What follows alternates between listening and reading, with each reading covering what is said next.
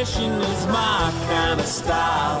I float the Wdfw when it gets hot. I'm proud of all the things that I've got.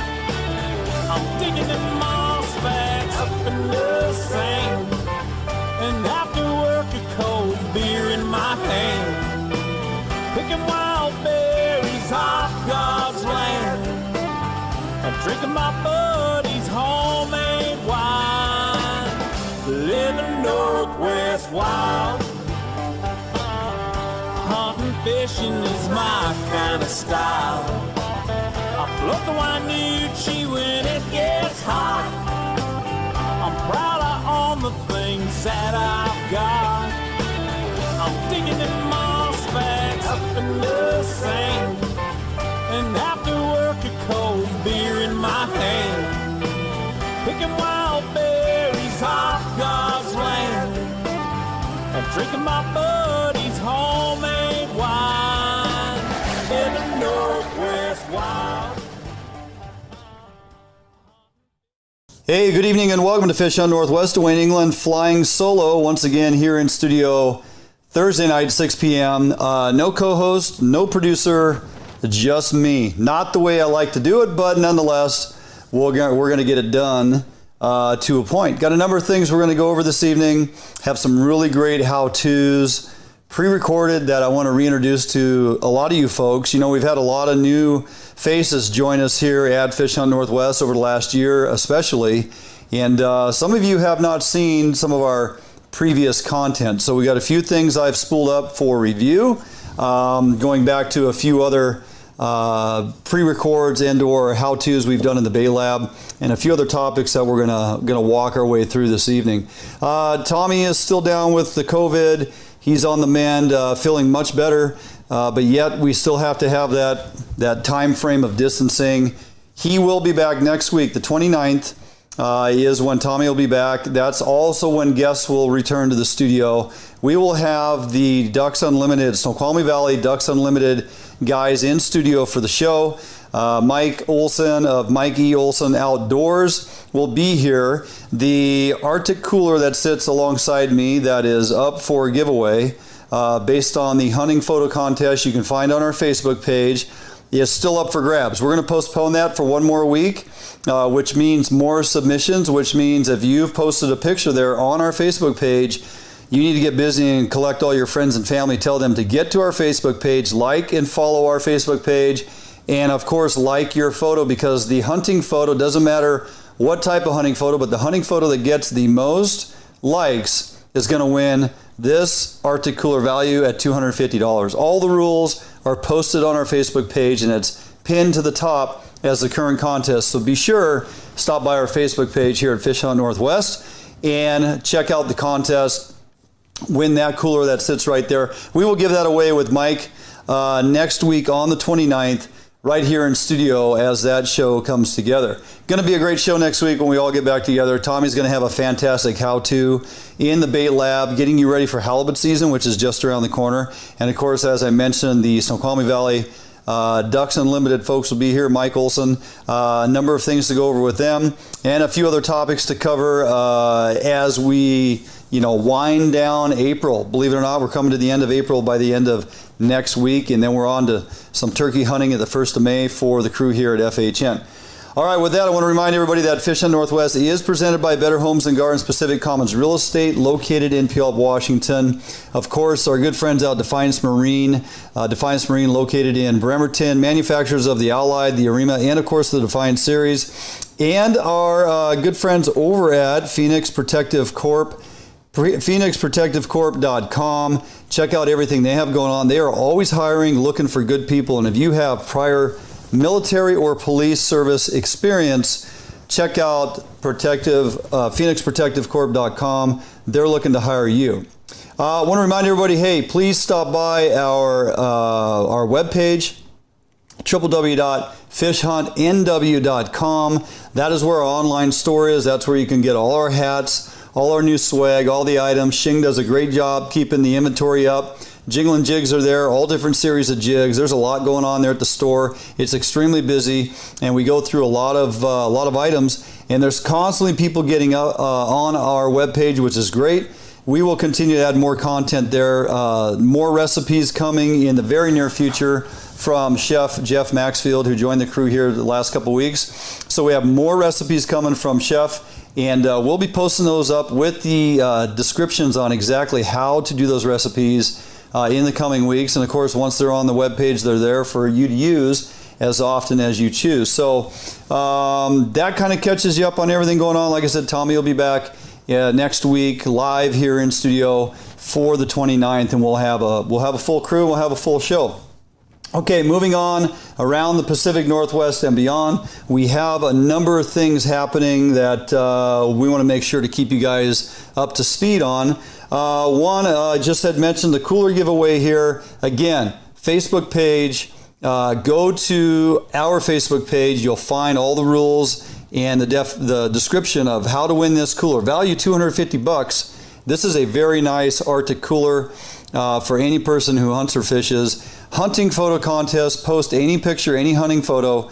Person that gets the most likes, which is basically the most votes, the most likes is going to win that cooler, courtesy of Mike Olson Outdoors and, of course, Snoqualmie Valley Ducks Unlimited. With that, last week I had mentioned that we are putting together our Eastside Rendezvous, Fish Hunt Northwest, heading east, going to be over there for a few days in June. I got a lot of inquiries on that just this last week, folks looking to get involved with that. I think this year, because of the status we're in with COVID, we'll be able to have a lot more folks attending than we did last year. Last year was, for the first time, pretty successful in all regards.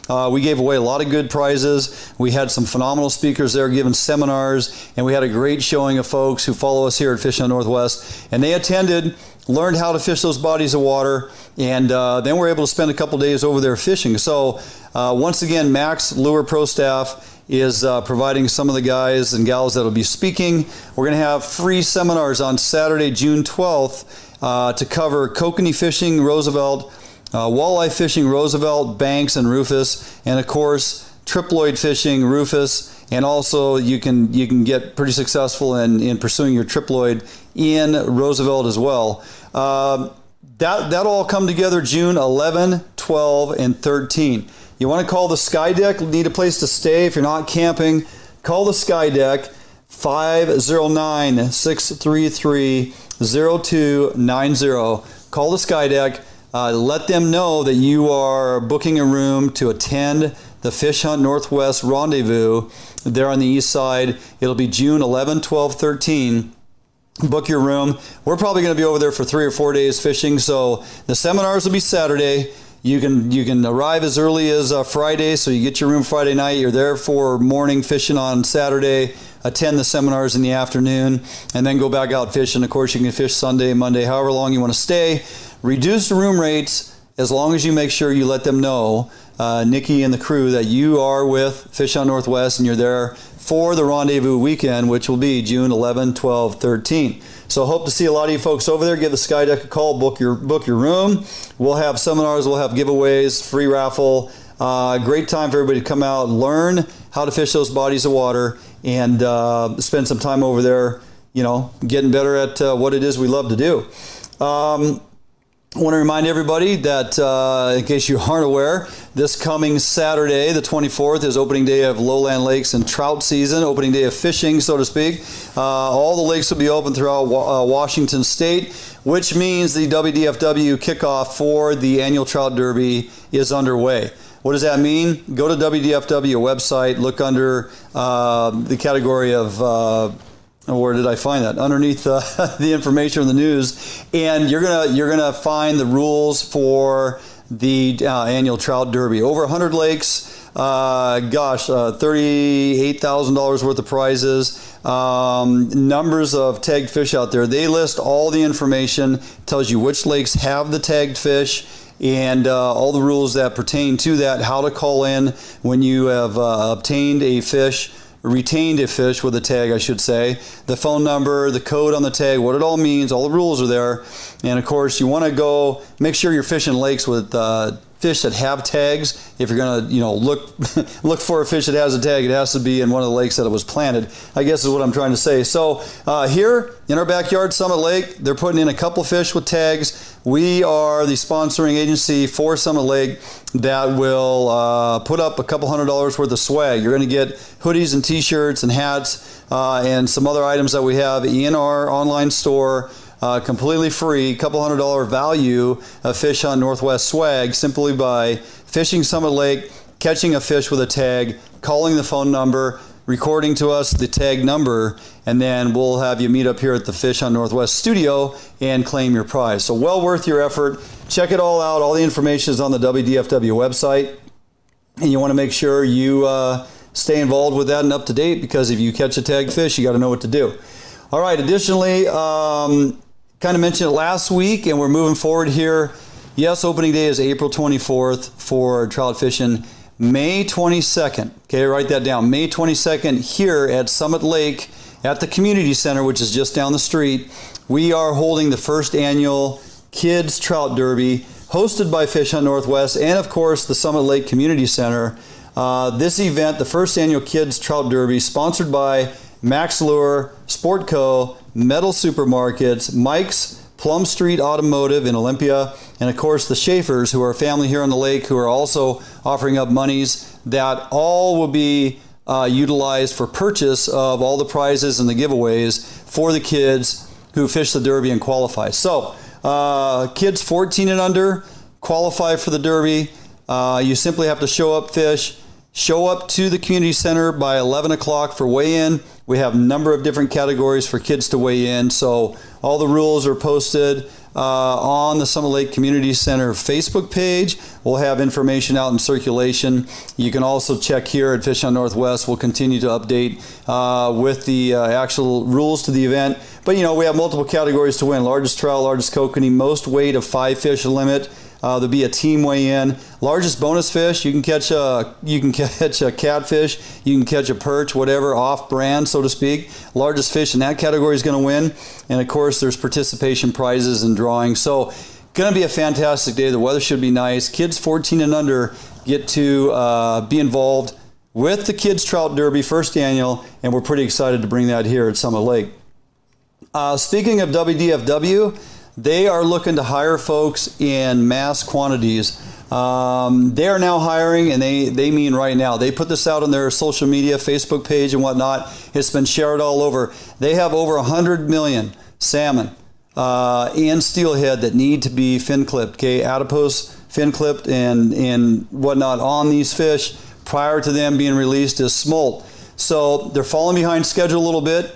The uptick in fish production at our hatcheries, which is what we've all been advocating for, is happening. Now they're in a situation where previously they've had enough persons volunteering and helping out. They are now willing to hire persons at $15.69 an hour to sit and clip fish. They will train you how to do it. Go to our Facebook page, as the link is provided there, or go to the WDFW Facebook page. Check out the link and all the information provided. Click on the link. It's going to give you an entire list of hatcheries and phone numbers. You simply call the hatchery that's close proximity to where you live or how far you're willing to drive. Call that phone number, ask if they're still looking for persons to help. If they are, they'll let you know. You go in, meet with them, go through a little introduction process. They sign you up. You go to work for WDFW, clipping fish and helping get these hatchery fish in our waters in the future. If they're not clipped, they're not going to be able to release them. So they need help. They need a lot of help. Looking to hire folks. Again, $15.69 an hour to start.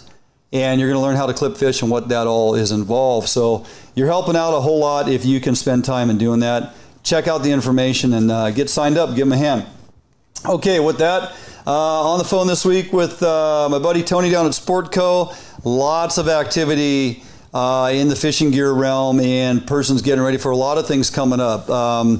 Crabbing, shrimp openers coming on May 19th, so stuff is flying out the door. Of course, we're waiting to hear if we're going to get a clam dig. Sounds like we potentially will. It's kind of up to the governor's office once we hit those domoic acid levels, which are plummeting, and we're getting very close. Governor has to decide whether or not he's going to allow persons to comb the beaches once again in some of these beach town areas, if we can have opportunity to go back after clams finally. Some of the hot ticket items as persons are getting ready for Puget Sound opening for bottom fish and lingcod, and of course the ocean fisheries as they begin to crank up for deep water opportunity. Sportco and Outdoor Emporium, heck man, they blew through the Daiwa Tanakim reels, but don't worry, they're sold out, but they got 600 on order that they're going to be blowing out the door. So if you're looking for those deep water reels, that's where you want to go. Sportco and Outdoor Emporium. Of course, the halibut and the bottom fishing gear is blowing out the door, as I mentioned, getting ready for these openers coming up nationally via sportco.com. And just because we're local, if you can't make it to the store, you can get on and peruse. The website's been all revamped. Go to sportco.com, check out, YBC spinfish blowing off the shelf or out of the warehouse. Warden's rooster tails makes sense. Why? Trout season's about upon us, and I can tell you, just standing down here casting various colors off the dock, or if you're off a shoreline, especially the planter fish for kids, rooster tails are extremely hard to beat with as far as how easy they are for kids to fish, how well they cast for kids who are learning to cast because it's a weighted spinner, and just the fact that trout flat out respond to them, you can't go wrong. So check out a lot of opportunity for purchase of items you're looking for. If you can't make it to the store, go to sportco.com and find everything you're going to need.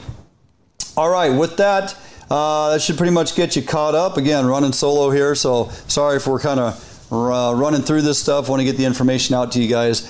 Hey, we're going to jump out for a quick commercial break, and when we come back, so May 1st is just around the corner. And what does that mean? Puget Sound bottom fish and lingcod basically is opening in our Puget Sound waters. Last year, the first time Tommy and I actually got out on a boat together, spent some time fishing, was with our buddy Matt Messing of Messing Around Fishing Charters out of Puget Sound. And we went after Puget Sound lingcod and had a fantastic day fishing live bait for lingcod. And we put a really great video that a lot of you, a good number of you have seen. A handful of folks haven't. You guys have been asking for it. So I figured this is a great opportunity this evening here to kind of get you geared up, spooled up with what we took away from that outing with Matt. Some of the finer points Tommy weighs in on, and how to set up and how to rig, how to get you ready for Puget Sound lingcod as an alternative live bait fishing with Matt Messing, Messing Around Charters, and Tommy Donlan out there on Puget Sound waters for lingcod. This is some information you're going to want to use on your May 1 opener. So don't go anywhere, stick through the quick break, and we'll be back with that lingcod video right after this. Defiance Marine is the one-stop shop for the Pacific Northwest angler. Whether you are looking for a small skiff to fish the Sound or rivers, or a huge offshore tuna machine, Defiance Marine has it. At Defiance Marine, be sure to power your boat with a Honda outboard package. Take advantage of the reliability and 5-year top-to-prop warranty on your Honda outboards. Our service department is always here to help and serve you as the customer. Did you know Defiance Marine has boat financing experts to help get you the best term rates on your new boat purchase? If you need financing for that new boat, call us today. We guarantee the best price, best service on a repower for your current boat. Defiance Marine is a Honda Premier dealership and one of the largest on the West Coast. Defiance Marine also carries all the gear that you will need. Everything from auxiliary kicker motors to fishing tackle and bait. Defiance Marine has certified technicians that are top-notch at their job. Some of the best in the Pacific Northwest at evaluating your boat issues and problems. Stop in today or give us a call for all your needs at Defiance Marine.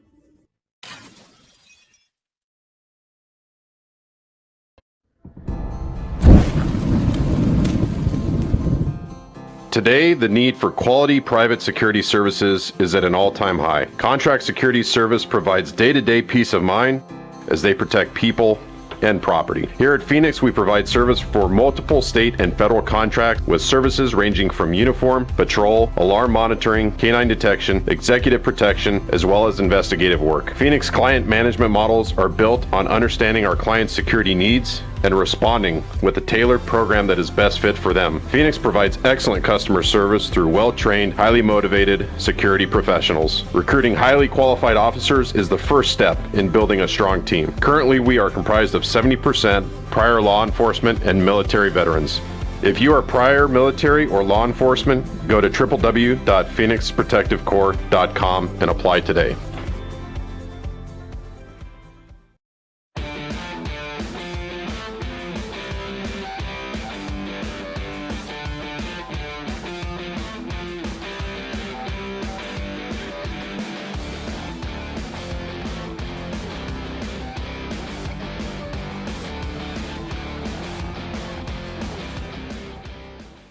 We're on, baby. We're on. We're always taking line. Papa England. That's a little better fish. Oh, there we go. You took off killing line, so that's always That's a good. That's a ling. Yeah.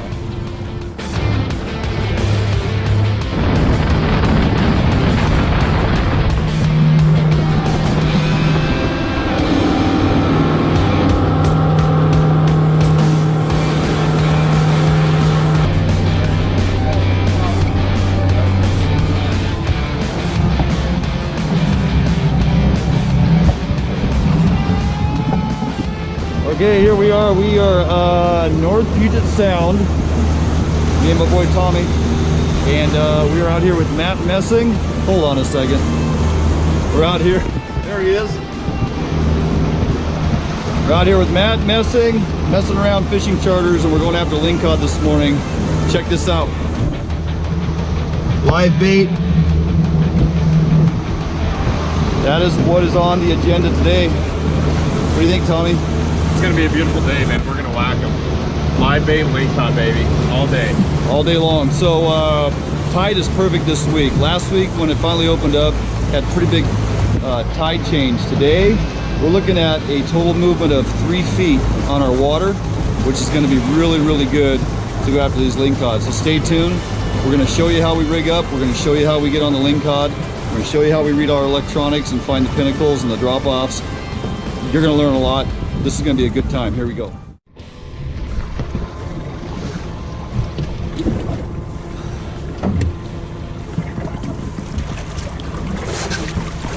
Here we go. Mr. Lingcod. What you got, boys? Oh, yeah, what you got there? There we go. Live bait Lingcod, man. I like it. Love it. Took the live herring. Look at that. Inhaled. Hook. Look, circle hook right in the corner of the mouth. Textbook. Perfect hookups every time. Yes, sir. The only way to fish, baby. Live bait. The aftermath of bringing a lingcod on deck. Curious what they eat. That's what's in our tank. Breakfast of champions. Of course, we got to have 3 cameras in order to make sure we prove that I can catch one. That Dwayne can catch one. Oh, hey. This feels a little bigger than a rockfish. All right. A little bigger than All right. a rockfish. I like it. We came right past our marker boat. There we go. We have guys. This. Thank you. We have guys sitting out here on anchor. Tommy, does that make any sense to you? It doesn't make any sense to me, you know. Here we go. If you're not catching in the one He's not spot, a monster, but he's not bad. that is not a bad lingcod. Right in the corner. That's of the mouth. yep, crab eater. Yeah. Yep. Yeah. The beauty of using circle hooks, There you go. hooked right in the corner of the mouth. Thank you, Matt. Yes. Catching the lead.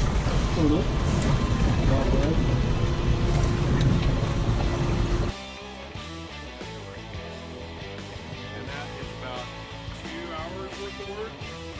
Yeah. That one.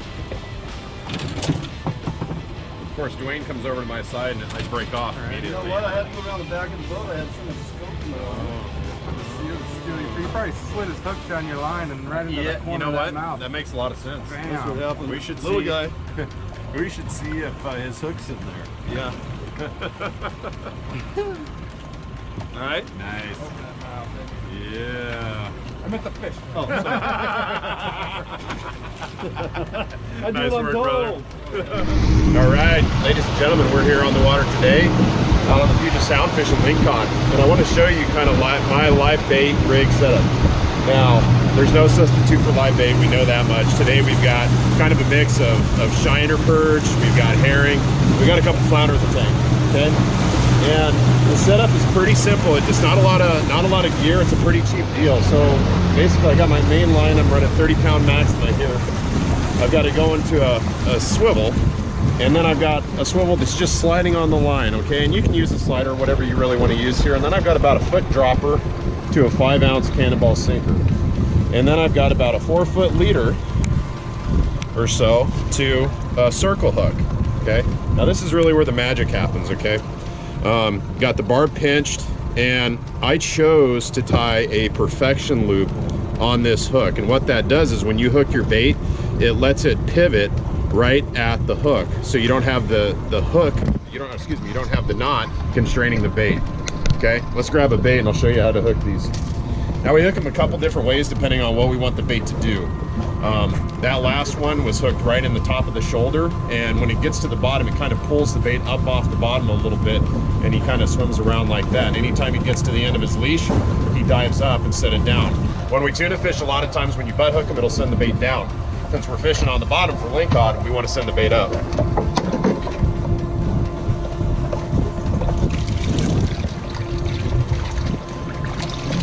All right, and you just bait tank etiquette, don't dump the net in the tank. All right, here we go. So here's our wonderful herring. You can go nose hook or you can hook it right in the back, okay? I'm actually gonna change hands so you can see it a little bit better. And if you do it right, you won't take all the scales off of it like I just did, okay? Right like that, right in the back, okay? And then you're gonna throw that in the water, undo your weight, and that bait is gonna swim off and catch a lingcod.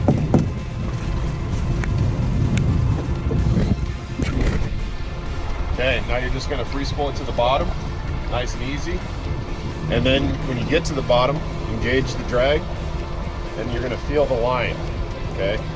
Actually, you're gonna keep it in free spool until you get the, get the right depth. And once you get your depth adjusted, you're gonna feel that line. And you're gonna feel the bite. When you feel the bite on a circle hook, you wanna give line.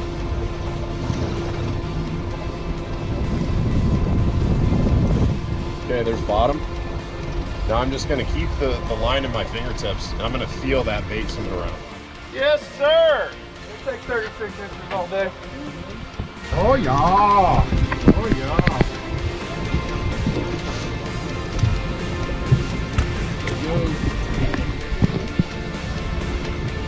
You take me around the bow!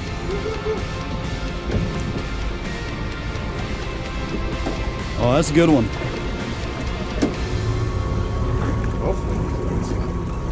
Nice. Tommy has one theory: big bait, big fish. Got that giant herring?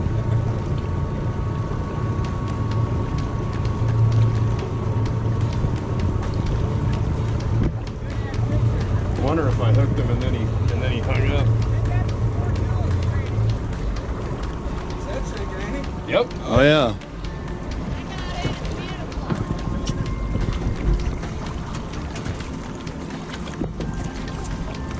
There we go, leader.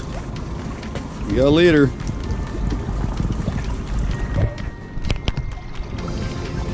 Back to the bottom. Back down. And no, I'm not Hollywooding it, okay? How big do you want that fish to be, Tommy? 35.9 inches, I think is appropriate.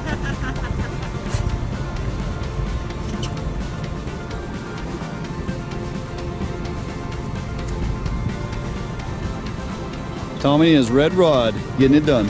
Thrasher rods, baby. Thrasher rods. All right, here we go.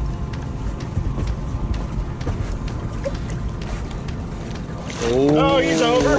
Way over. Way over. Oh yeah, man, let's get some pictures. That's a good one though. Crap, look at that moss. Look at that dude. Yeah, baby.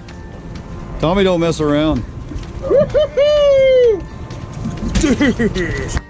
Yeah. Yes, sir. Actually, dude, he's a keeper. Is he?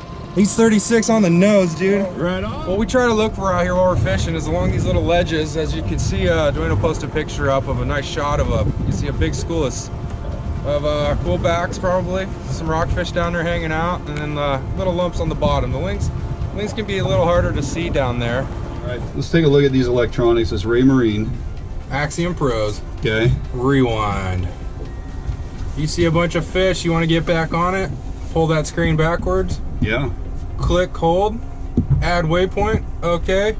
Bam, you just got more info on the screen. You know where that is. You can get back around on it and catch some more fish. So you just went back on rewind and Boom. marked all those fish we went over and then saved it, put a waypoint and saved it. Yep. Perfect. What depth are we fishing, Matt? So right now we're fishing from 60 to 35 feet. So that's kind of the rise that we got going on right here that a lot of these fish are hanging out by. And are we pushing, are we actually pushing upslope or are we fishing downslope? We're going upslope right Okay. now. So we're starting out deep and we're working our way up that ledge. And then we're coming over the top of it. And there's even, so there's a backside also on this one, which is kind of nice. And sometimes you'll find them hiding out on the backside. So you come over the top of the hill and drop right down on top of them. I believe that's what happened with Tommy's last lane. We just had to let go. What do you got going on here? Look at this. Dwayne? This reel. Yeah. Broke. It came right off of that mount, whatever reason. And you got a fish on. Yeah. And there's a fish. And there's a I fish. think we got a Lingcod. It's right here. You got a It's a Lingcod. Lingcod. That's a nice one. There he is. There you go. Yeah. You get it in here. You grab the net. I was about to say. This is what you What do, kind of Tom. black magic is this? Well, you hold it in your hand. Oh, Yeah. there he is. Yes, sir. That's a greenling. He's a blue one. Oh, it's a blue. He's been eating some crabbies. How am I doing, Tommy? You're doing beautiful, man. Look at this, huh? Yes, sir. All right, here we go. Yes, sir. Yes, sir. Okay, feel a little Coming over the rail and into the pail. That might be a little short. We'll throw him on the measuring stick and see if he goes. What do you got, Ryan? Well, I'm kind of acting like a Lingcod. Got some head shake. Show us how to fight these fish. Those pullback don't really shake, shake their head all that much. It's a little better fish. Oh, there we go. You took off killing line, so that's always Oh, that's a good. That's a ling. yeah. That's what you want. Yep. Not a very big bait either, Matt. Just one of the little shiners. Maybe 3 inches. Under the boat.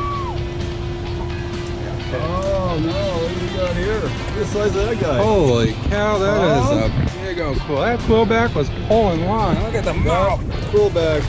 Took Oh, line off my- the thread. He's trying to break himself off on that Glacier Bay over there. Yes! Oh! Oh! Come on! Yes, sir! Get on Tommy again. Yeah! And again! And again! Sure you're not on bottom? Oh, really? Really, Dwayne? Yeah. Really? Yes. Yes. You see the tree shake? Let's see here. Okay, you see the What we head got? shaking there? He's just holding against the current. Oh, what a beautiful day out here. Man. A little bit of rain, but that don't matter. Comes. Let's see what he looks like. Yeah. Another dandy. He's going to be pretty. All right, man. Well, into my top shot, I got deep color. Here it comes. And that, my friends, is a Lingcod. Oh. Yeah! Yes, sir! That will be over the limit. Slot limit. He looks Mondo size. Let's see. Yeah, he does. Circle hook right in the corner of the jaw, baby, all day. Do you ever catch small fish, Tommy? I try not to. I try not to. There he is. Look at this. Look at this. Woo! That's a keeper right there. Actually, that's probably got to go back. Yep. Here, let's get a picture with this guy.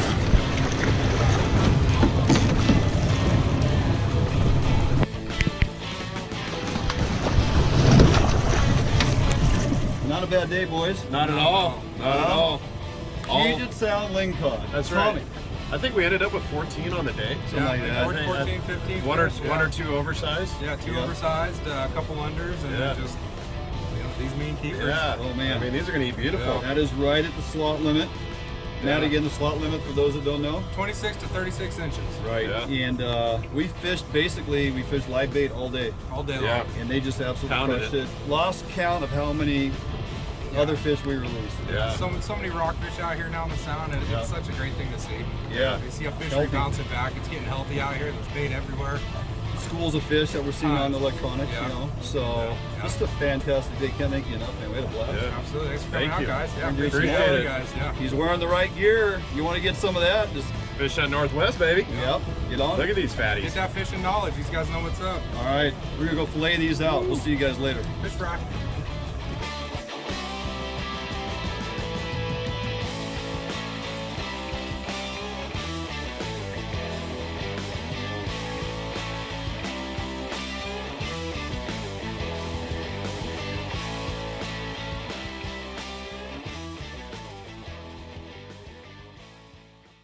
All right, well, there you go. That was what we did last year. We are going to get out there and duplicate that this year. And, you know, that wasn't necessarily on the opener either. That was 3 weeks into the season, as it were. We were about May 18th or 20th, somewhere around there, where we got out on the water and actually we were in pursuit of lingcod. Had a very successful day. Fishing live bait, if you've never done it for lingcod, is fantastic.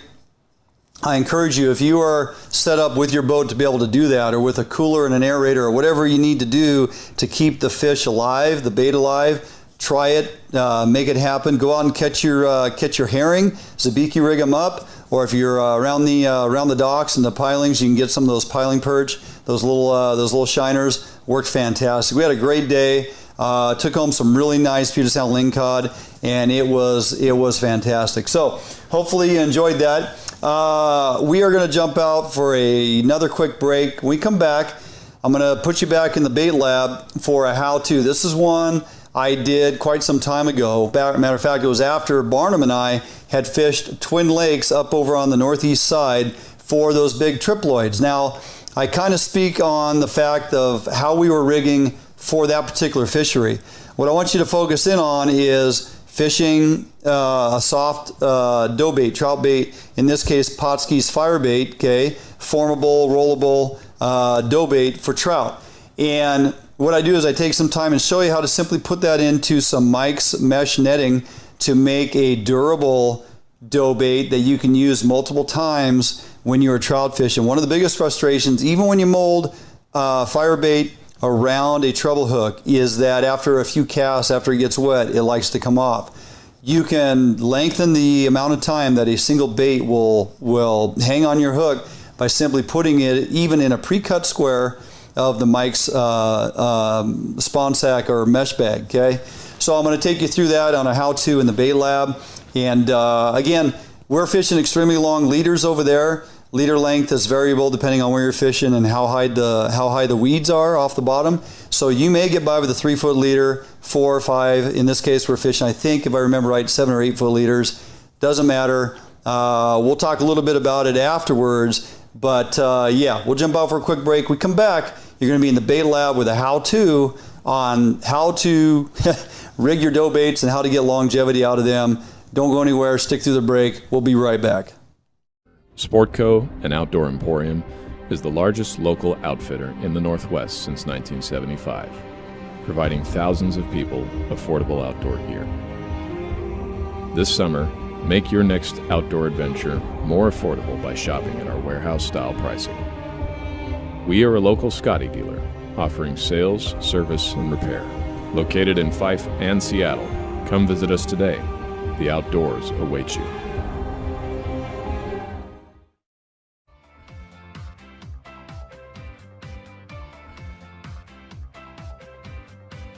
It's easier than ever to browse homes and connect with an agent on the go with Better Homes and Gardens Real Estate's mobile app. With the app, your home search is synced across all of your devices, so you can pick up your home search anytime, anywhere. Take full advantage of an enriched, mobile-optimized map search experience. Use location services to quickly find homes near you that match your search criteria. Draw your own map boundaries to find homes in a specific area, and apply layers to view school districts, neighborhoods, zip codes, and more. The app's user-friendly design makes it easier than ever to find a home you'll love. narrow down your search results, save your search criteria, and save your favorite homes. You can browse your saved homes in a list view that puts photos and key details like price and square footage right at your fingertips. Or check out your saved homes displayed on the map.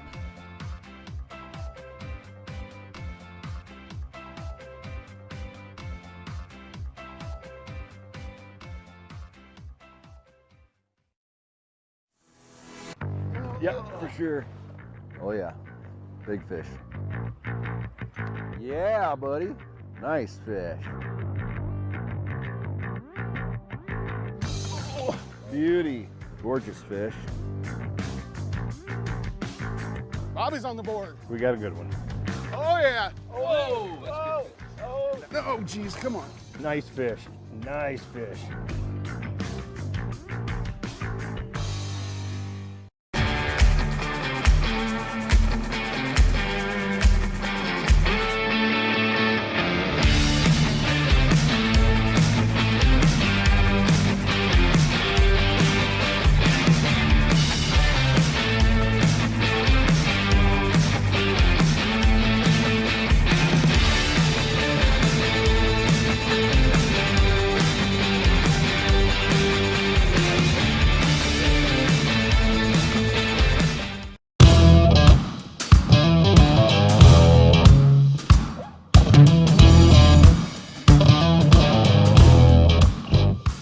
Hey, welcome back to FHN. Obviously, I'm sitting here in the bait lab as I promised you I would be. So we're going to talk a little bit about trout fishing, but specifically what Barnum and I did this last week over there chasing these triploids. Now, these trout are substantially bigger than your average planter rainbow. If you're not familiar with a triploid, it's a genetically altered trout that is sterile. They put them in the lakes. They do not spawn.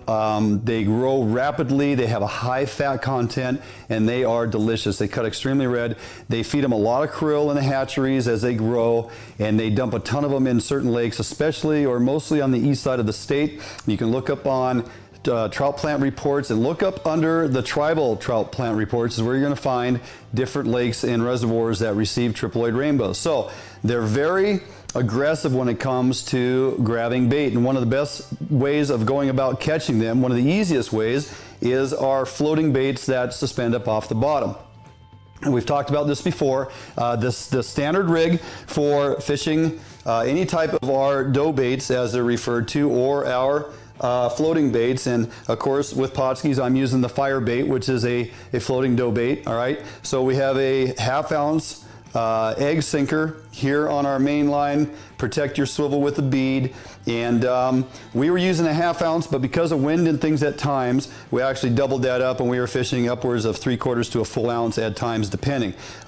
Now, in this situation over there, for that particular fishery, we had extremely long leaders. We were fishing 7 and 8 foot leaders, believe it or not, only because that's where we would find the fish on our electronics suspended in the water column, whether we were in 30 foot of water, 40, 50, we'll talk about that in a little bit. But the bottom line was we found it to be more effective when we had 7 to 8 foot leaders floating that bait up off the bottom than we did with 4 foot. All right, also something to think about. We talk about using dough baits or fire bait, which is a soft bait that is moldable into round pieces or just chunks that you can mold around a hook. Oftentimes something that's good to do is to utilize a treble hook, which you can mold the bait around the treble hook and it would hold on. For these fish over there, due to their size and because they're big and they have large mouths, we were actually using size 4 hooks to put the bait on. And the reason I was using a single size 4 is because, again, the fish have large mouths and they can take a pretty good size bait. Here's a couple examples of the size of baits that we would fish in our dough balls or our dough bait. It's not an issue, or don't think that this is way too big a bait to fish for trout. Again, these things have big mouths and they're big bodied. This size 4 hook works very well to hold these on. Now, if you're taking it out of the jar and simply molding it into a round, for example, so you take some out of the jar and you're basically just going to roll it around in your palms of your hand like that to form a ball. Now that can very easily be pushed onto a treble hook and it holds on quite well. The thing about dough baits or floating baits is that after they hit the water, they do start to loosen up, they get soft, and when you cast that out a few times on a treble hook even, and retrieve it back in, it usually falls off on the retrieve. It will last for quite a while, but in the end, after several casts, it's gonna come off. Again, we were also using 7 and 8 foot leaders, so standing on the boat and reaching over our shoulder to cast, sometimes you would dip that bait down into the water. And when you would do that, and reach back and throw, sometimes if it got wet, potentially with a single hook, you're gonna throw that bait off of there. So we would take our ball of bait, and with a single hook, one thing we did is simply push the hook through and really mold it around the eye of the hook.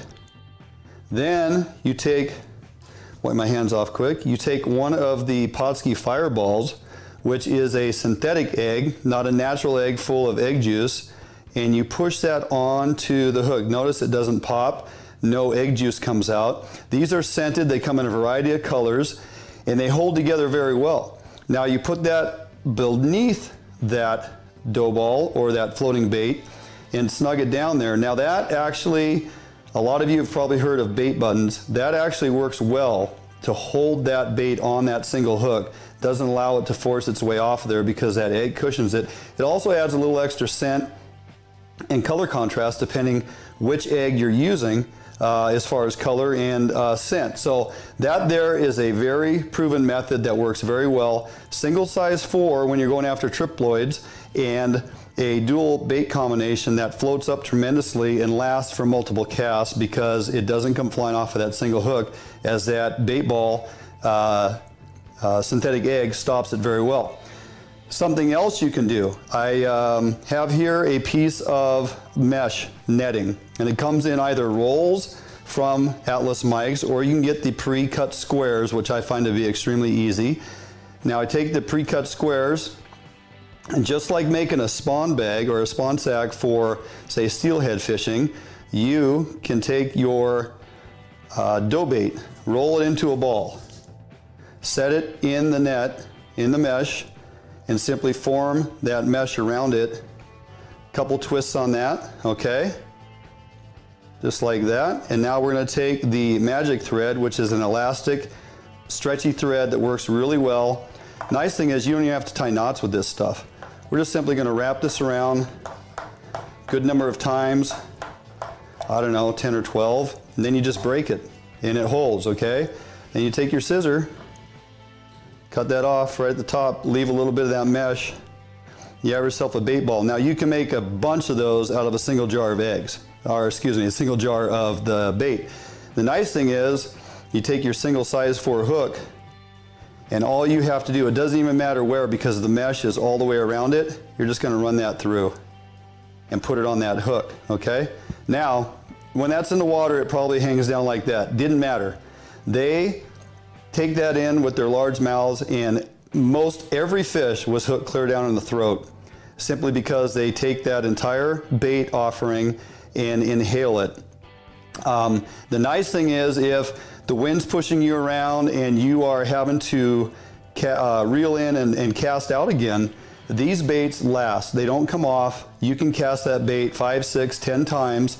We actually caught fish multiple times on the same bait. We would actually be able to pull that bait and hook out of a fish's mouth. There was enough on there that it still would float the hook up, and you can cast it back out, and we caught multiple fish on a single bait. Now, it's a little extra work to sit around in the evening and maybe tie these together, but the amount of casts and the length that your bait lasts in the water by simply putting it in a little spawn sack is tenfold. So a good friend of mine would often say, all your fish are caught in the garage, and it's something that you need to believe in, because your preparation in the evening or the week before is what separates you out when you're out pursuing fish.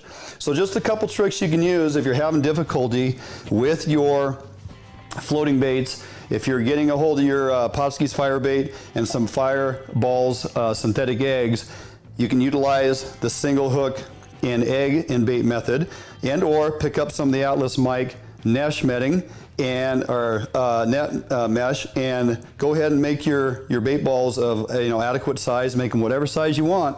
They're definitely going to last, and you're going to not go through as much bait. Give it a try. I guarantee you're going to be happy with the results.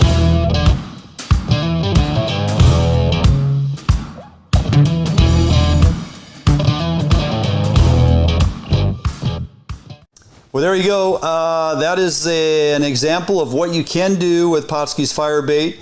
You don't have to put it in the mesh. You don't have to put it in the Mike spawn bag, but I tell you what, it's a game changer, especially if you're fishing kids, even from shore, okay?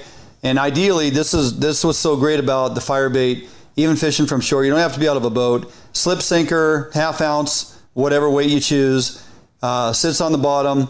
That bait's going to float up. Length of your leader is your choice, depending on maybe the height of the weeds you're fishing in.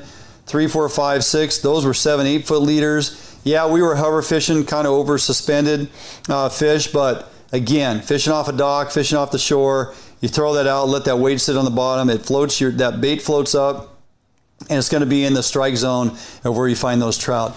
The net mesh is just an extra step you take, which pays dividends when you're out fishing. Kids tend to cast a little harder. They like to just sling that bait right off of their hook. Treble hooks work okay, but if you are catching fish and if you want to release any fish that are lip hooked when using bait, make sure they're not bleeding, and a single hook is going to be a lot easier to get out of them. So I tend to use single hooks even when fishing bait because I put them in the spawn bag, and it works fantastic, so give that a try. All right. Any questions on that, hit us up on Messenger here on Facebook. We can get you the information you need, but definitely give that a go. Get to the store, get your fire bait, get your eggs, and get the kids out fishing. You're going to have a great time. All right, with that, Westport has been open. Bottom fishing has been fantastic. And in the near future, we're going to get to look forward to, once again, some deep water opportunity that is, for all reasons, man, this is something you really look forward to. Near-shore fishing is great, but when you get out to the deep water, that's where the big fish are. Last year, we got out with our buddy Ben Overmars on the Overkill and had a fantastic day. Myself, Tommy, Jerry, Josh was with us. Captured it on video, got some fantastic lingcod, big lingcod. Got out on some rockfish as well. But the deep water lings is something that people really look forward to. And, it's not too far down the road that we're going to be doing that. And so we're going to jump out for a break. We come back. I want you guys to revisit with us as we stroll on out of Westport for deep water lings in the 600 to 800 foot depth and why electric reels are your friend. Previously, we watched some Puget Sound fishing. We weren't in that deep of water, hand crank, fishing like, as we were accused of not fishing like men because we used electric reels, but fishing Puget Sound lingcod. Here's a comparable. This is why I put this in for tonight's show. This is your Westport deep water, 600 to 800 feet, electric reels, different operation, some live bait, some pre-cured bait.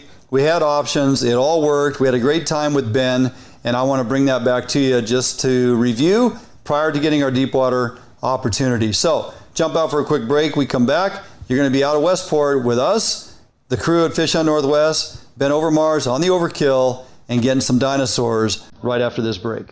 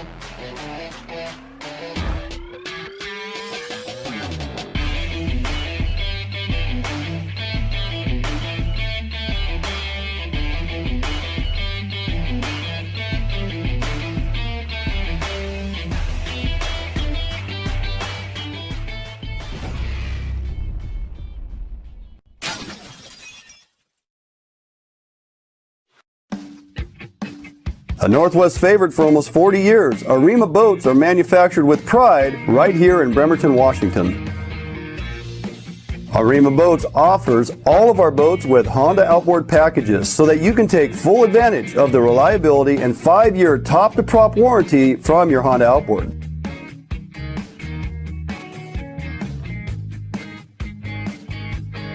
With literally thousands of Arima boats on the water throughout the Pacific Northwest, Arima boats are a proven hull design that offers incredible fuel economy and all of the amenities that a serious angler is looking for. All Arima boats are built without any structural wood materials. That is why we back our boats with a lifetime warranty. All of our Arima boats are designed to maximize deck space while also providing ample seating. Contact us today at Arima Boats for all your boating needs and let us help you get out on the water.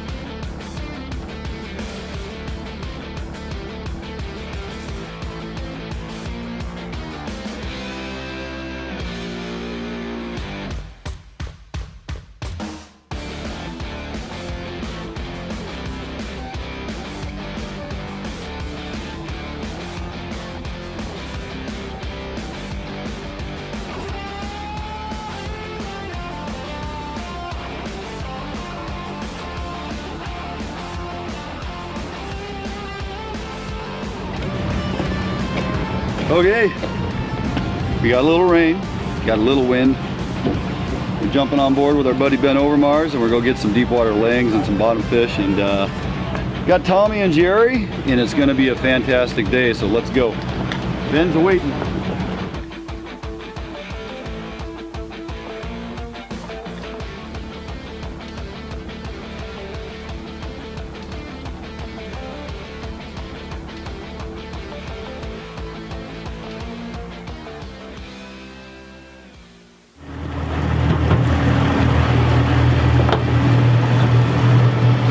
Okay.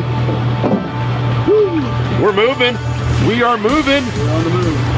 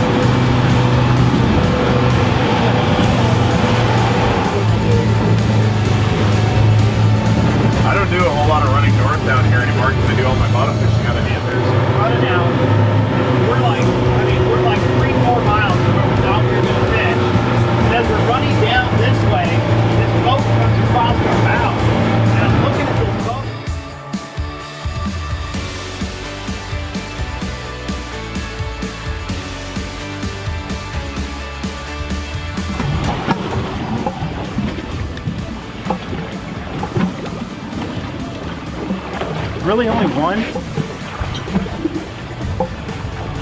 There's one. Come on. Oh yeah. Come on, get me another one. Tommy, are you getting bit? I got bit once. I tried to load up the second one, and then the first one got off. So put it in the holder, slack line, and reel this one in for me.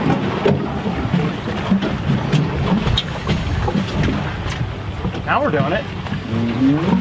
See, these lip holders are really nice because you don't have to Crackering off a flounder. I can already tell Tommy's like, I don't mess around with the little stuff. I know, 8 ounces or so.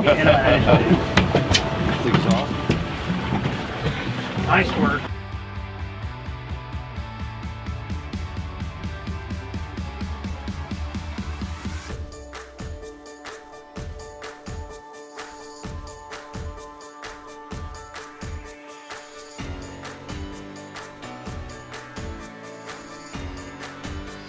Boy, the flounders are huge today. Yeah, they are.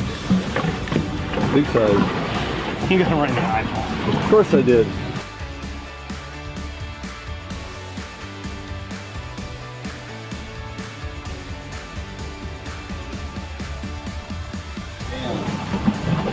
But again, you know, it's every day is a different deal, so.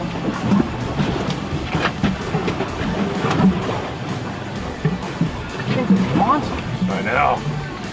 Big flounder. Get our flounder and then go get our Lings.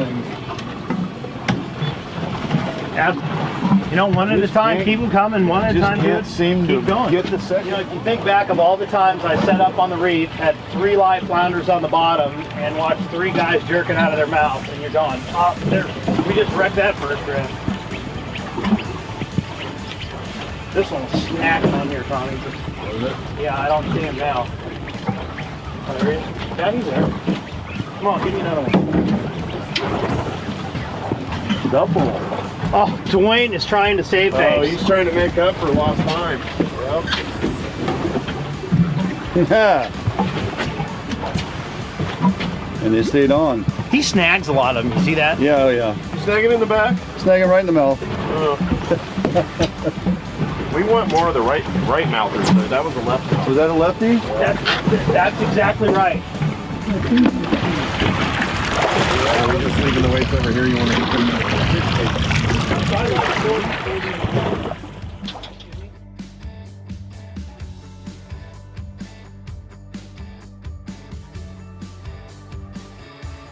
Don't go all the way through, but just under the skin. Just off to the side. Off to the side. And then this is the left mouth flounder, so go this way, and on a right mouth flounder, go the other way. All right.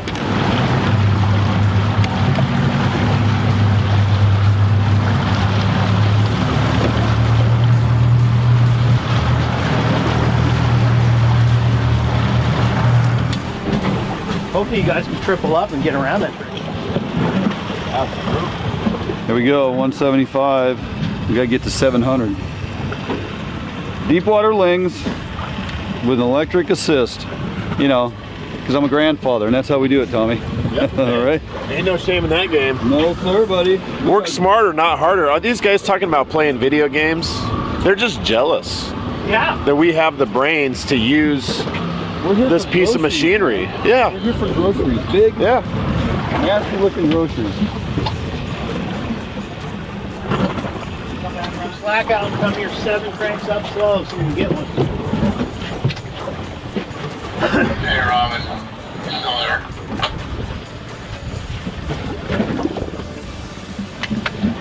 Believe it or not, we're going downhill. It's like the drift is. Yeah, okay. Yeah, I don't know. There's no way around this, but I'm feeding mine. 2? Good. Come on. Yeah, buddy. Feeding this fish right here. Nice. Still there, Jerry? Yep. Oh, we're on, baby. We are on! Yeah! It is time! Oh, baby. Oh, baby. Oh, Bendo, rod tip to the water. Are you on too? I am, but Oh, good Lord.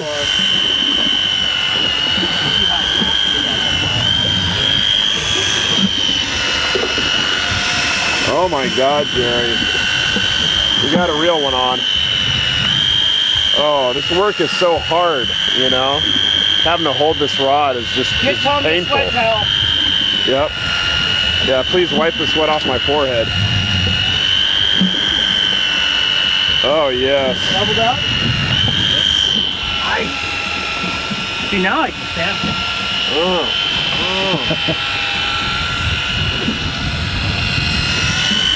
Film crew. 1 ling. 2 ling.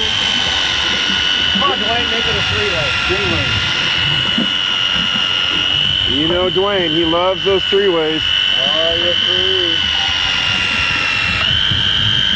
Ooh, stopping the drag a little bit. I like everybody else is done. And then I get out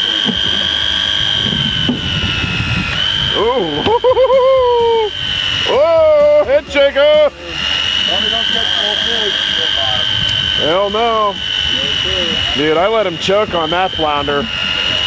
Me too. I went to free spool and let him eat it. It's probably coming out of his other end right now. I probably gave him a good 45 seconds. Yeah, right on. Did you go to free spool? Did you go to free spool and feed it to him? Yes. Yeah. He was ready to poop it out when I said it. Ian goes, my marks are right on that buoy too. How we doing there? Oh, we got another one going over here. We do. Tommy, where are you at?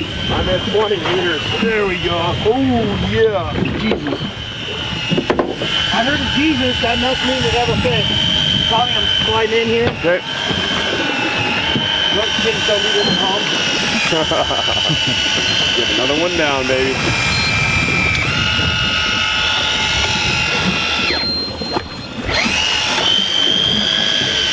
Okay, we got mono. Here I come. Yeah. Uh-oh, we're hung.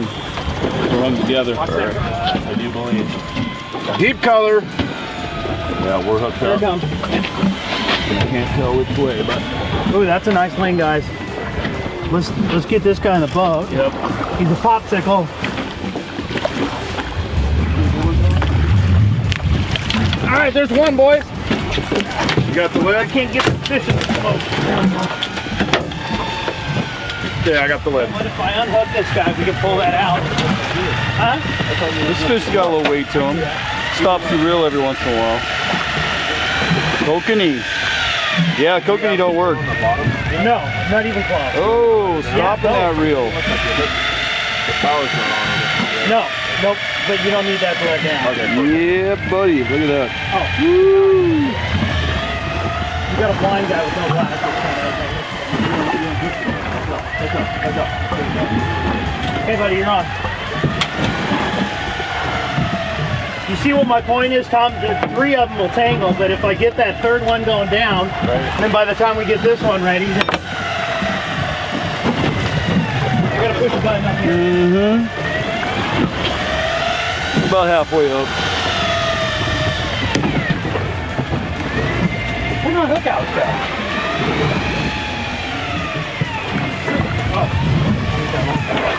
Right where I tell people how to put them. Good job letting him eat it, because he ate it. Good. Look at that leader. Nice. In his mouth.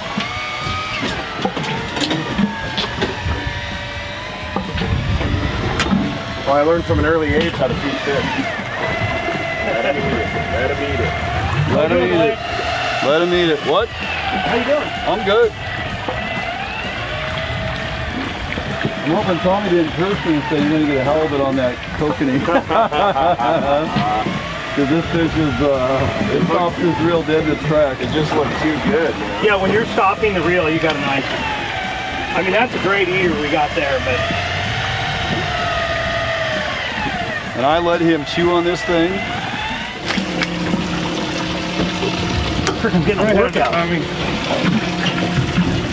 Don't make cut the gills on this one's done. Where are we at? Ben? Excuse me. No worries. We should have power now. Gotta do its countdown. Sorry I'm making this so much work. I know. Man, I don't know if I can handle that, like, 40 feet of, How many days do you think Dwayne's gonna be reeling that fish in? I don't know. Is he still working it? Dude. Oh, he's Hollywooding it. Dwayne, he likes the camera. That's his thing. Yeah. Dwayne, Hollywood. Come on now. Yep.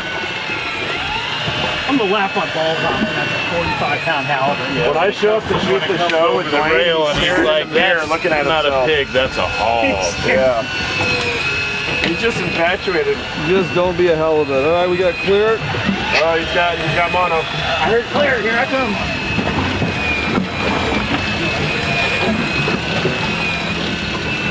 What's up, Popsicle? What is it?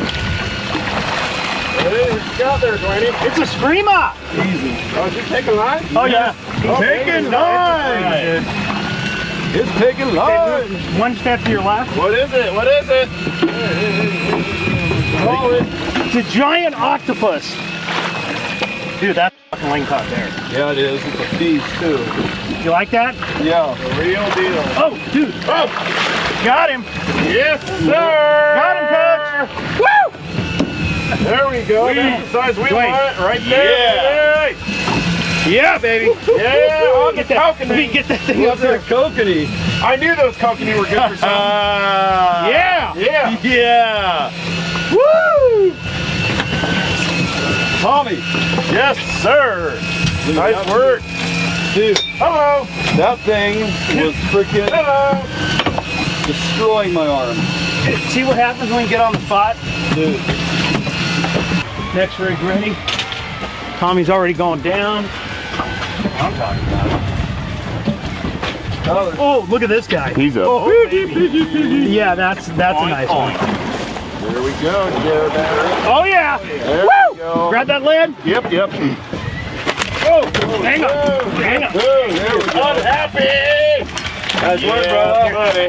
Rush, buddy. This way. He's gonna stop for a sec. I know it.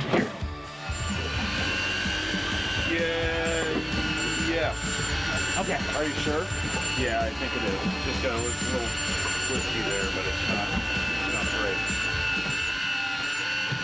Better knock on wood. 3 knots, right? Bingo. Bingo. And again. Now you get your line away from mine. Get your line away. Get. Hey. You need to get up there. That's exactly. Look at that sucker. Who's got the bigger head? Yes. Ooh, I don't know. It's hard to say.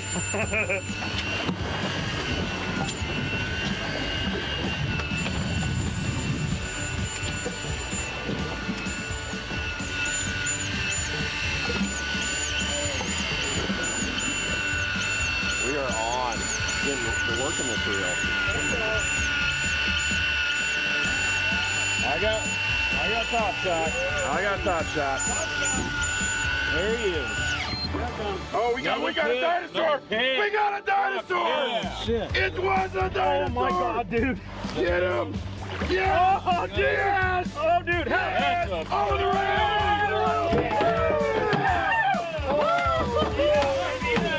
Yes, sir! Whoa! Oh, man!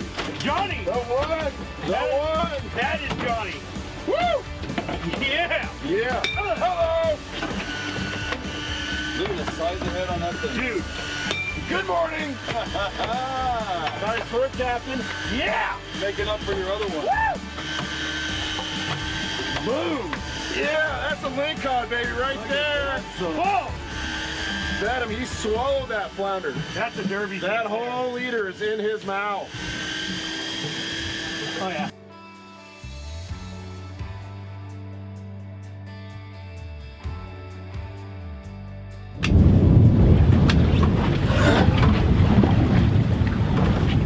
Walk us through the feeding process for these Lingcod.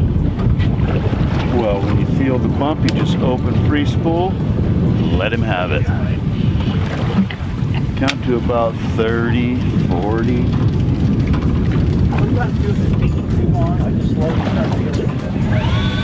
There we are. Oh! Yeah, baby. Yes! Yeah, buddy!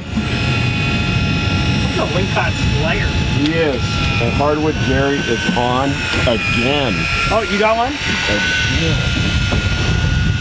Again. Just doing my job. Oh, baby, that rod is bent.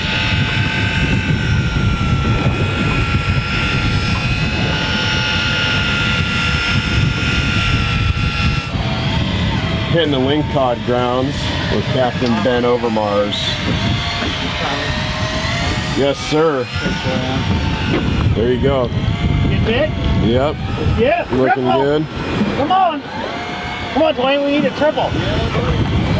You need sunglasses. I mean, come on. Once you kind of like, I don't let line out unless I feel him take it, and then I'll kind of, you'll see me put the rod under my left arm, and then hold the line with my right, and then if I feel him take it, I'm giving line. Must be clear. Clearly you jest. Clearly you jest. All right. Deep color. Oh baby. Oh baby. Oh baby. Yeah, that'll do. That'll work. The skipper needs a fish. Oh, jeez. Man, you guys are Lingcod slayers. Jesus. Stop it. Working over here. Yeah. Huh? Are you working? I'm working over here. Look at that. Work smarter, not harder. About halfway up. And bench. You gotta like it when they stop the clutch, right? Yeah. And that thing just stops. The reel's still making noise, but that spool just sits there idle. That happened multiple times on that thing you caught. Beautiful, yes sir. There we go, photo time. Oh good. Yeah, baby. Good God, look at that dragon. Dragon slayers. Woohoo! Pretty tight too, and it just burp. Oh yeah. What kind of noise does it make? Burp, burp, burp. Dang! We're getting there. Look at the smoke coming off that reel. Woo! Sometimes you gotta give it a little lift and let the reel down to it, right, Tony? Amen. Yep. Still gotta work the rod. Let that line hit the leg. Feels like another decent one. I don't think we got a small one yet. We got clear, Ben. Yeah, baby. Hey, don't be tripping over all the Lingcod. Yeah. Oh, baby. It's another nice one. Oh, yeah. Yeah, buddy! You ready? Got lead. Here we go. Oh! Yes! That one's Damn! Yes! Clear the deck. Dang. Well, Tommy, pretty amazing day out there on the Another ocean. successful day. Huh? Yeah. Can't thank you enough, Ben. Yeah. Great day, guys. So slow. And the weather was questionable. Pretty dicey out there. But yeah, 30 miles an hour on the way in is a pretty tough gig. Yeah. Well, started off good. Got our bait secured quickly. Yep. To say the least. And man, took it out there and hammered the Lingcod grounds like nobody's business. In short order. It was instantaneous. Put 10 in the boat. Yeah. First drift, not quite on the line. Second drift, you pulled through, and it was game time. So yeah, to be expected. I mean, I know when we get to come out here with you, it's probably going to be a game day, and we're going to probably stuff our box with a lot of fish. Yeah. And we did just that. 5 full limits, and our rockfish out there on that spot you love to go to. Yeah, 10 canaries today. That's Nice right, size ones 10 too. canaries. That was Top epic. notch.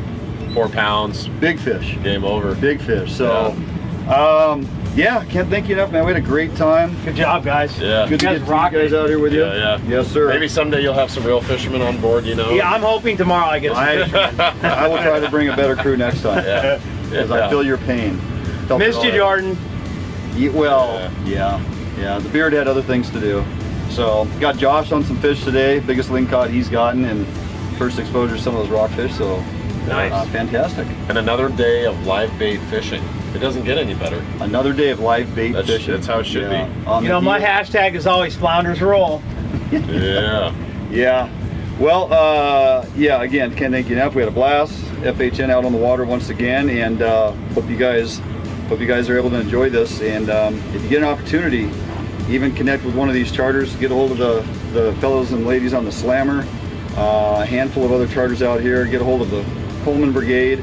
They do a fantastic job. We saw Ian out here today, had him on the show last night. That's right. Always a pleasure to fish around, and just a fantastic individual. So that entire Coleman clan does an outstanding job, wouldn't you say, Ben? They're awesome. They are dialed in, and you can pick your poison. You can stay near shore, go for some smaller ones. You only got a couple days left on the deep water opportunity, but when you have that opportunity come up, you need to take advantage of that. It may cost you $50 more. You need to go offshore. But you need to go out there and do offshore. it. You know, we're You need to talking go deep anywhere water. from 25 to 35 miles out, and you're going to get these big Lingcod. 700 feet of water today. Yeah. And electric reels are not cheating. No. Fish smarter. Fish smarter, not harder. Exactly. Okay. So, all right, it's going to do it for us. We got to get on the road to home. Thanks, guys. We'll see you back in the studio real soon.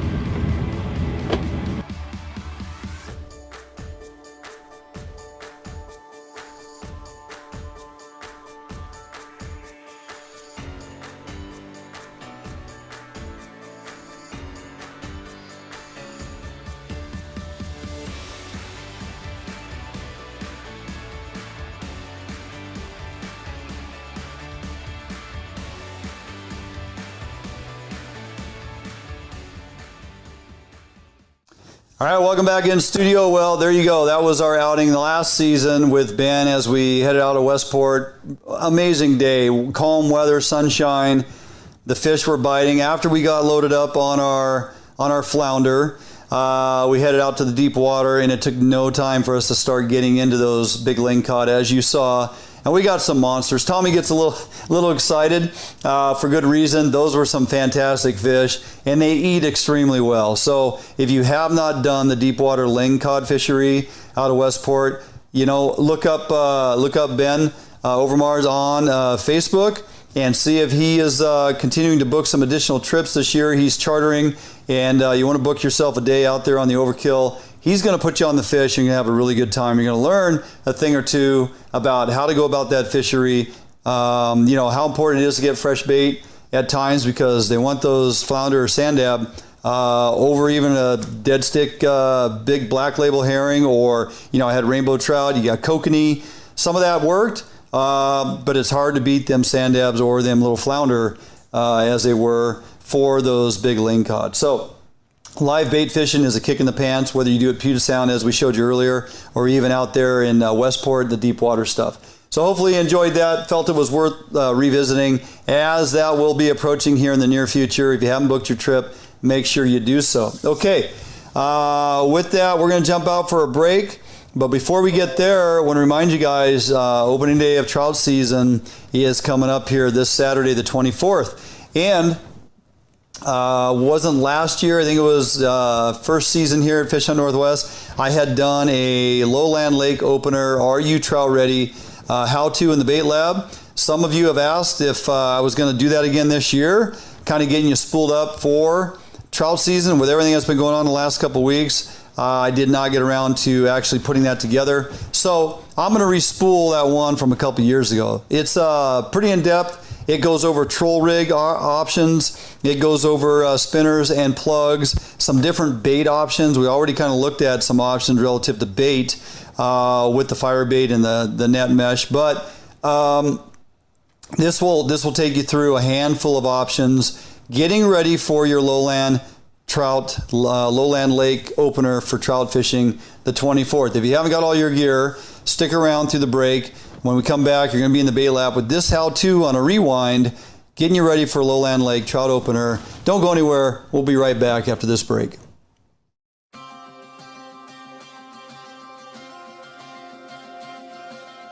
Allied boats are built by West Coast fishermen for West Coast fishermen. Deep V 21-degree dead rise at the transom guarantees a smooth ride no matter the conditions.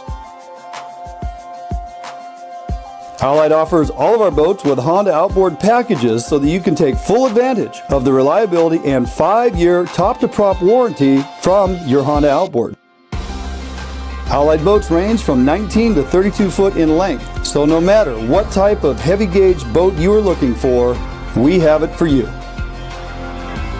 All of our Corsair 21-foot and larger designs come standard with reverse chine that is welded inside and out with no extrusions below the waterline, so that you will never have to worry about corrosion problems down the road. Get out on the water today in a boat that you can trust and enjoy with Allied Boats. Contact us at Allied Boats today to learn much more about our incredible fishing machines. New days, new beginnings, new friends, new loves, new dreams, new goals, new scenery, new job.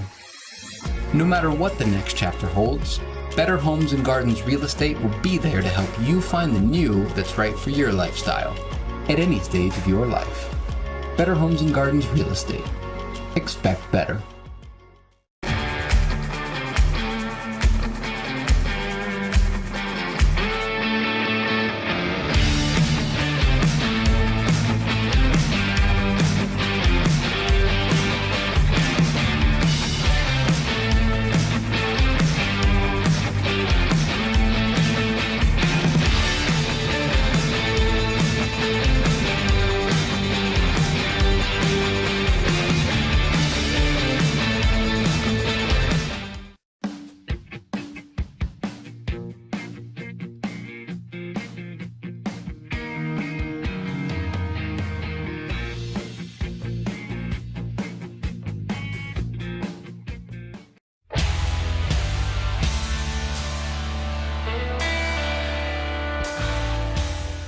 Hey everybody, welcome back to FHN. We're here at the Bait Lab and we're going to briefly, and I'm going to try to make this brief, talk about some options you have for trout fishing. Now our Lowland Lake opener for trout is a week from this Saturday, so the 27th of April. It's always your fourth Saturday in April, and this year is no different than any other. Wdfw has been out for weeks and will continue to plant hundreds of thousands, if not millions, of trout throughout the state of Washington.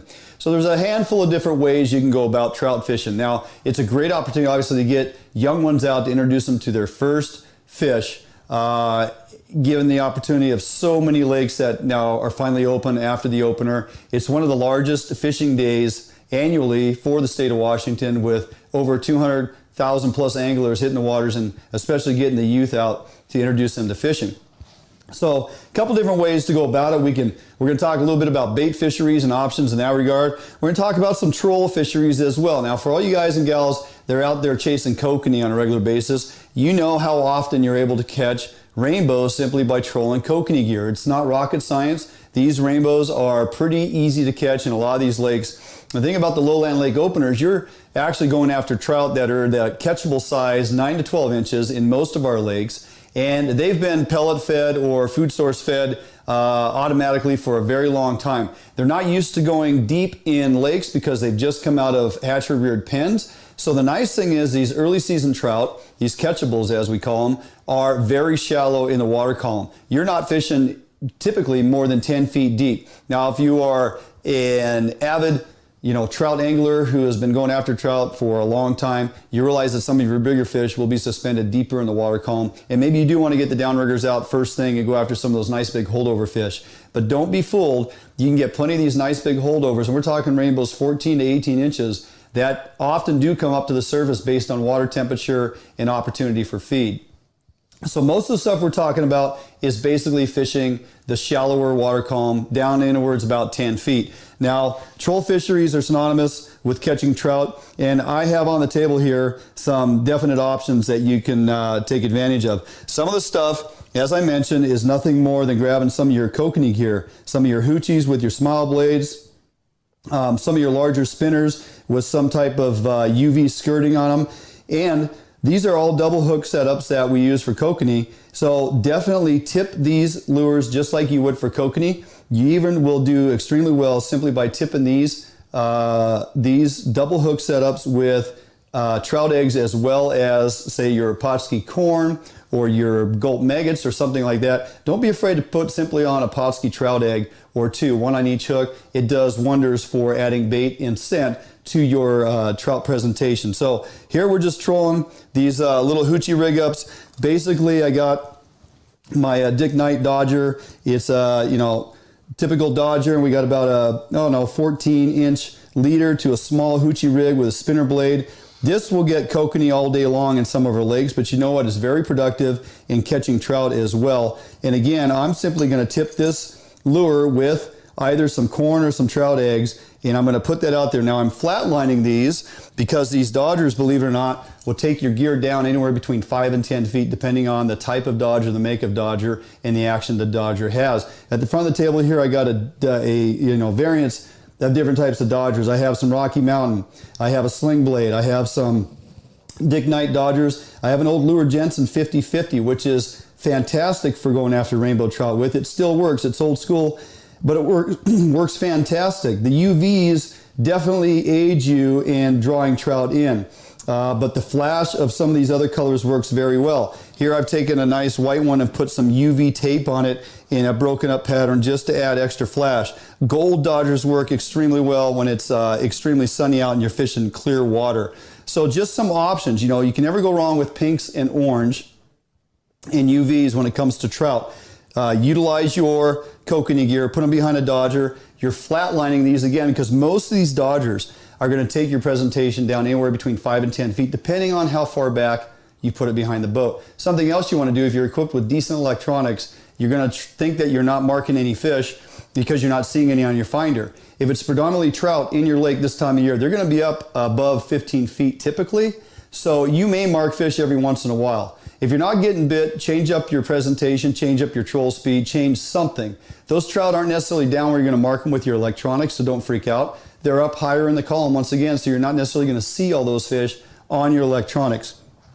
Some other options you have with trolling, you know, the Brad's mini cut plug is a fantastic kokanee lure, but it works very well for trout as well. Double hook setup. Again, I'll put an egg on each one or a piece of corn with scented oils on them, or you can simply open up the body on this with the little sponge in there, add some of your Mike shrimp oil, add some of your different scents that you may want to use for trout, and this will do very well as far as being a durable bait or lure. Now this is going to spin like a cut plug herring.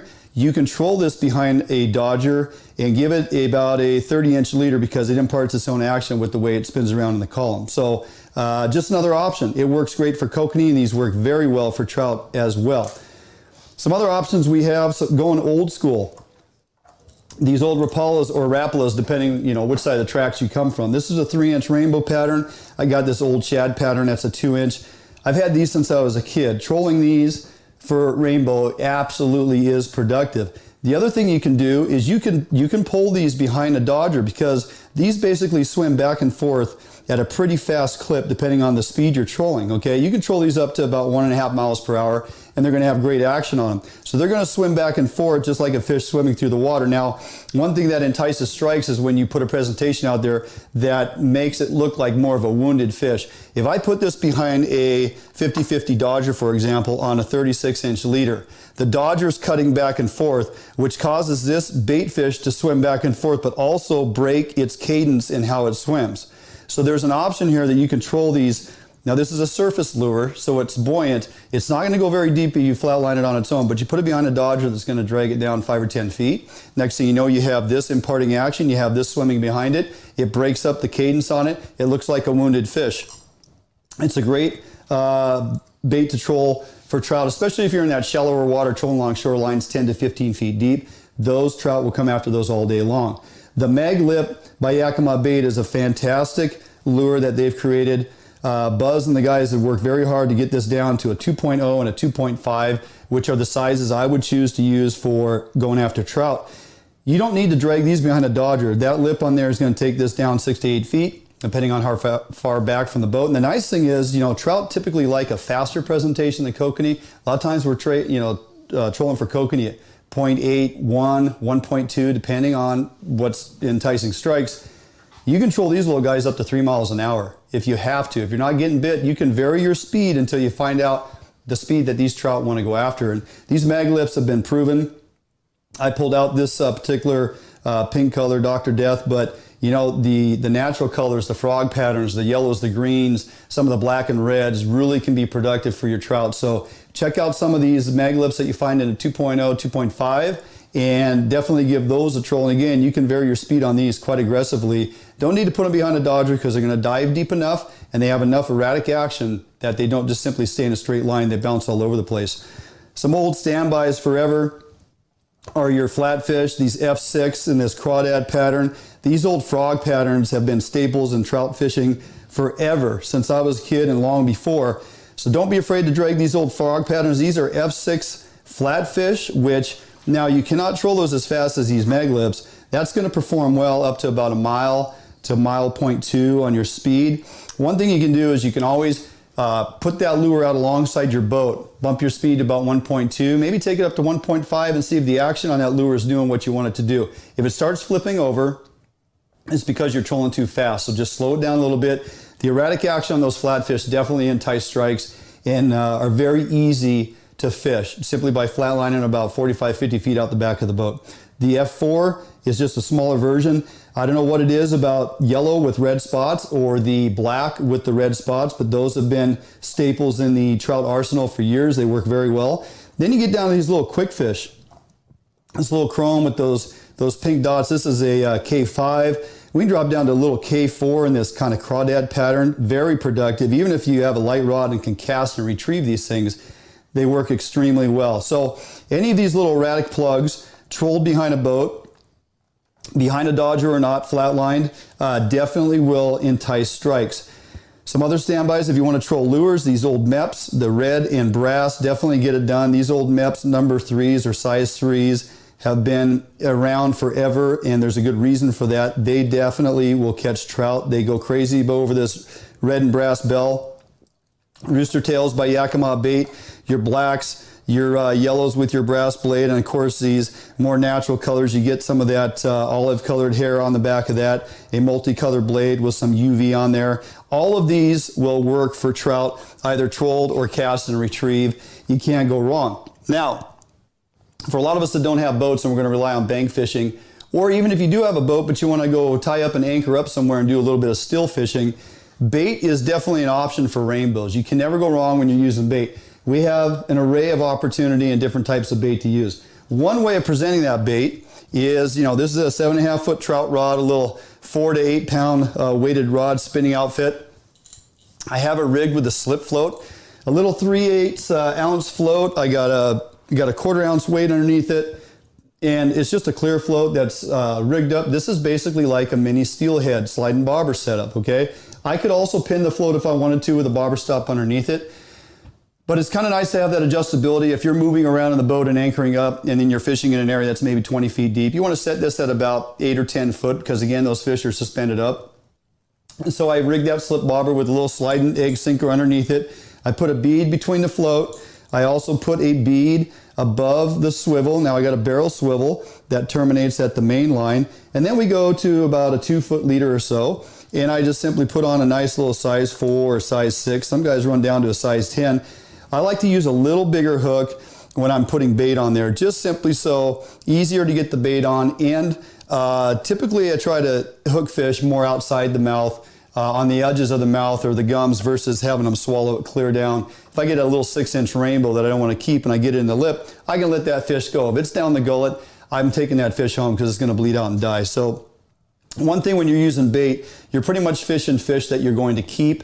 So if you do catch a fish and it's a little on the small side and it's bleeding, please take that fish out and don't just throw it back unless you want to feed the eagles. That's also an option, I guess, but we should keep those fish. So a sliding bobber, putting some eggs on, whether it's the Pautzke's got the new fire bait. These are synthetic eggs. They have tremendous scent, tremendous UV, and they go on the hooks really easy, and it's a durable bait. Some of the more natural eggs that are produced, when you put them on a hook, they might pop. These ones here hold up very well. They have a tremendous amount of scent. They have a tremendous amount of UV. The fish absolutely go after them just like a normal natural egg. They're non-buoyant, so you want to take these eggs and fish them under a slip float. You're going to do very well. There's an array of colors and scents that Pautzke's has come out with on these types of eggs. They're right in there with all your natural trout eggs. So give these synthetic eggs a look. If you haven't, you'll be amazed at the color, the smell, the durability of these baits, and they work very well. Trout eat them up, okay? That is an option for throwing bait if you're fishing a shoreline, or again, if you're anchored up in a boat. A slip float is something you definitely want to try. And it's great for the kids because they get to watch that bobber go up and down, and actually as adults too, you kind of get geeked out when you see that little bobber going up and down. It's a lot of fun. Another way to present bait is off the bottom.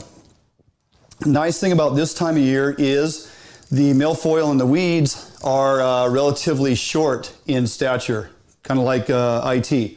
But that being said, we have opportunity to fish bait off the bottom because it's not going to be buried in the weeds and the fish are traveling. If you're fishing shallower water and you're able to suspend bait up above the weed bed, you're going to find trout bite very well on bait suspended up. So I basically have, this is a rather large sinker. This is a 1/2 ounce sinker. If I'm fishing from a shoreline, I really want to throw it out there, I'm going to use this shorter trout rod. If I put a little 1/4 ounce lead on there, it's not going to go very far. So I do not mind putting like a 1/2 ounce egg sinker on there and really give that thing a hug to get on out a distance from the shoreline. I put that against the stopper bead to protect the knot on my barrel swivel. And in most cases, I typically start with at least a 3 foot leader because we're using baits that float up off the bottom. Lead sits on the bottom. I use a treble hook. Now this is a size 10 treble hook. And there's a good reason for that. If I'm using floating bait like Pautzke's fire bait, okay? So I'm gonna take some of this fire bait.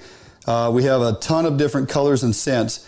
I basically take it out of the jar. I'm gonna roll it into a small ball like this. If I'm using a single size hook, like that size 10 or 12, it's not going to stay on there very good. But if I take that treble hook and bury it into there and kind of form it around that hook, now that basically will hold on extremely well. And again, this is floating bait, and you want to put a piece big enough on there that floats your hook up off the bottom. So in theory, the weight is on the bottom, and this is going to actually elevate and float up. And in some cases, if there's no resistance, you will actually draw some of your main line through that as well a little bit. And when the fish picks it up, they can actually pull that and move it away from the weight, and they'll take it and turn and get hooked before they even realize there's a hook in their mouth. So a size 10 or 12 little treble hook to put that dough bait on there works extremely well. Don't try to do it on a single hook. You'll probably be disappointed in the results. I'm going to set that over here because I'm going to drag all that stuff right off the counter. Lastly, let me clean this up here. There are some other options. We have corn, we have trout eggs, we have synthetic eggs, we have fire bait that floats, we have Mike's marshmallows. You know, one thing that works well and has for years is now, especially now, we have scented and flavored. This is a garlic marshmallow with a very bright UV chartreuse marshmallow. It's soft, it floats, okay? I can use a single hook on my slip sinker if I'm not using dough bait and want to use marshmallows and eggs. I will go with a size 4 hook. Typically works pretty well. I'm actually going to put it right through the marshmallow, push it up above my hook so it's exposed, and then I might take one of these non-buoyant eggs and put it on there. Now again, this is rigged to my slip sinker, okay? And I'll put that up above the hook. Maybe I'll put 2 of them on there. The nice thing is these marshmallows are extremely buoyant. That nice little size hook and that marshmallow and those non-buoyant eggs, now I've created a buoyant lure. I can literally fish that off of my slide and sinker as well. And the nice thing is I have that hook completely exposed. So when those trout come after that bait, that hook's definitely going to get into them.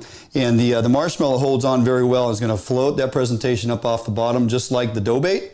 And it's going to be suspended above the weed. So again, make this single hook presentation about a 3-foot leader down to your barrel swivel and through your slide and sinker. So that is an option. If you're going to use a single hook, I advocate using eggs and marshmallow. You could also use a piece of corn on there if you wanted to, along with the marshmallow. So you can put corn on there. Trout, along with kokanee, do like the corn. Again, that is a non-buoyant bait.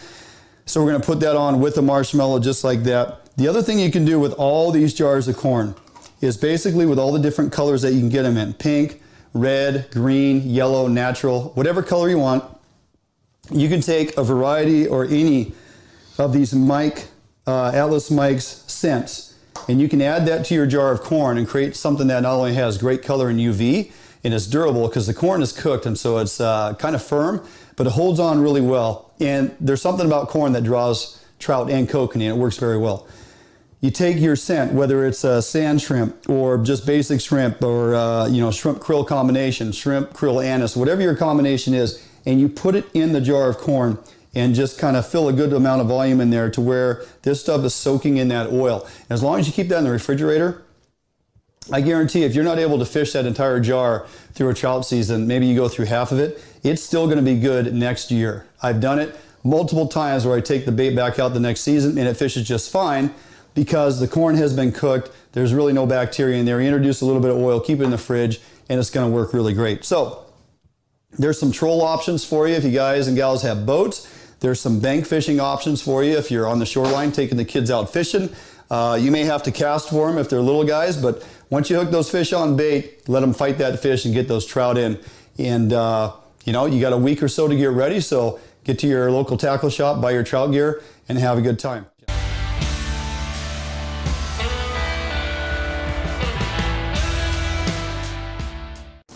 All right, well, there you go. Tons of information. It seemed like I was talking kind of fast, probably because I was trying to fit in a ton of info in a short amount of time.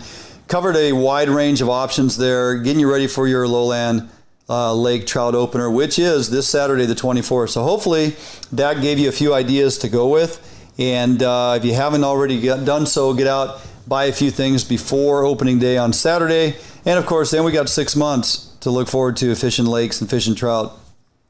So we have a lot to look forward to in the next coming weeks. We will be back here in studio live next Thursday, the 29th. Tommy will be back. The boys from Snoqualmie Valley, Ducks Unlimited will be here in studio. We will be giving away that cooler. We have a whole lot of information to get through, lots of things to cover. We'll have some additional guests via phone, some great interviews lined up. The 29th is going to be a really good show. I recommend very highly that you join us. So that's going to do it for us. That'll do it for me here tonight in the studio here at Fish on Northwest. Appreciate you tuning in. Be sure to share our content. Go to our webpage. Check out everything we have going on at www.fishhuntnw.com. Please go to our YouTube channel. Subscribe if you have not done so. We could use all the subscribers we can use over there. Jump on there, subscribe. Doesn't cost you anything. Never miss any of our content, and stay up to date. With that, I'm going to close it out here. We will see you next week live here in studio. Tommy will be back.